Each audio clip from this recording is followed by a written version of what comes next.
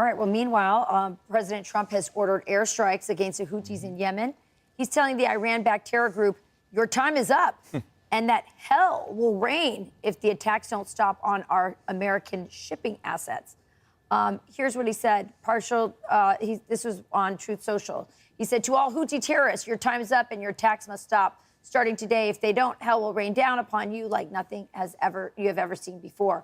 Joe Biden's response was pathetically weak. So the unrestrained Houthis just kept going, funded by Iran. The Houthi thugs have fired missiles at U.S. aircraft and targeted our troops and allies. These relentless assaults have cost the U.S. and the world economy many billions of dollars, while at the same time putting innocent lives at risk. And as you... Isn't it great to have a president who doesn't say, don't, like Biden did? One word, don't. Trump says what he's going to do, then he does it. That's wonderful. Spoke to somebody earlier in the previous hour, Joey. This is not just about American interests. This is about global shipping interests throughout the Middle East.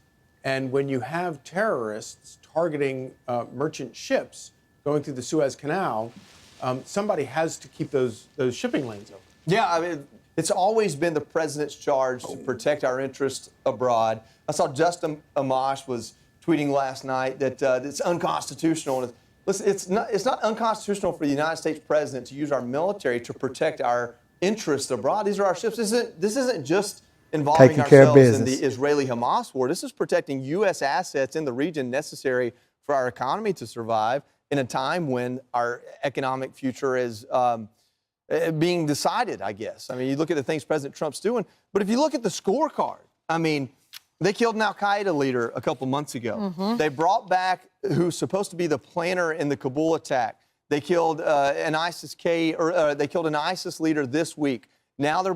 For anybody that thinks to what he's doing in Ukraine and Russia, where he says, I want peace, I want peace, I want peace. For anybody that takes that for weakness, look at this. He's not weak, but he cares about the American interest. And when the American interest is at risk, he acts immediately. So Iran better watch out. Bombing the Houthis. I mean, I think President Trump is sending, in the quietest way possible, it seems like here at home, a message abroad that, listen, it's a new sheriff in town. We mentioned that yesterday.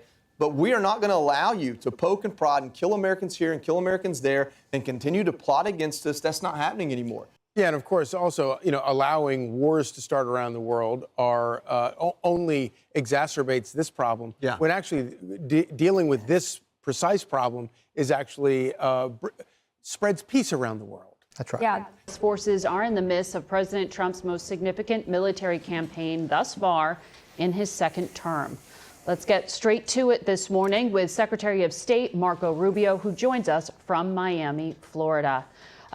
Mr. Secretary, for our audience, just to explain, this Red Sea area is a really important transit point for global shipping.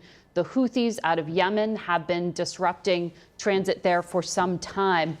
President Trump cited these concerns when he announced the strikes. I'm wondering, how long will this campaign last, and will it involve ground forces?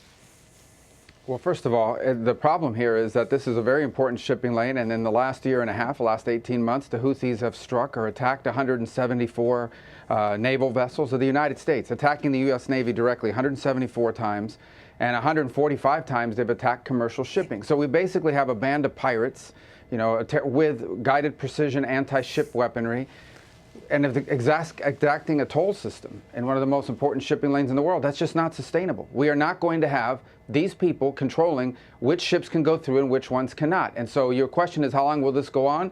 It will go on until they no longer have the capability to do that. Biden just lets them do it. What does U.S. intelligence tell us at this point? Because the U.S. had been conducting strikes for some time, but has not stopped the Houthis. So what's going to be different right now? Do you have more fidelity in the intelligence that would make this more successful? Well, those strikes were retaliation strikes. So they launched one missile, we hit the missile launcher, or we sent something to do it. This is not a message. This is not a one-off. This is an effort to deny them the ability to continue to constrict and control shipping. And it's just not going to happen. We're not going to have these guys, these people Not with playing. weapons able to tell us where our ships can go, where the ships of all the world can go, by the way. It's not just the U.S. We're doing the world a favor. Yeah. We're doing the entire world a favor by getting rid of these guys and their ability to strike global shipping. That's the mission here. This is the difference in Trump and the Democrats. When he speaks, you better listen. He's not going to allow American interests to be held hostage by a bunch of terrorists. It's awesome. It's awesome to see the difference that 6 months makes. And it will continue until that's carried out. That never happened before. The Biden administration didn't do that. All the Biden administration would do is they would respond to an attack. These guys would launch one rocket, we'd hit the rocket launcher. That's it. This is an effort to take away their ability to control global shipping in that part of the world. That's just not going to happen anymore. And so this will continue until that's finished. It could involve ground raids? Well, those are military decisions to be made, but I've heard no talk of ground raids. I don't think there's a necessity for it right now. I can tell you that as of last night, some of the key people involved in those missile launches are no longer with us. And I can tell you that some of the facilities that they used are no longer existing. And that will continue. Look, it's bottom line, easy way to understand it, okay? These guys are able to control what ships can go through there. They've attacked the U.S. Navy 174 times. Yeah. They've attacked the United States Navy. We're not going to have people sitting around with the missiles attacking the U.S. Navy. It's not going to happen, not under President Trump. The president awesome. also referenced Iran in his statement. Iran provides some support for the Houthis, as you know. Put this in context for me, because U.S. intelligence has been suggesting for some time that Israel has the desire and intent to conduct an attack on Iran's developing nuclear program in the coming months.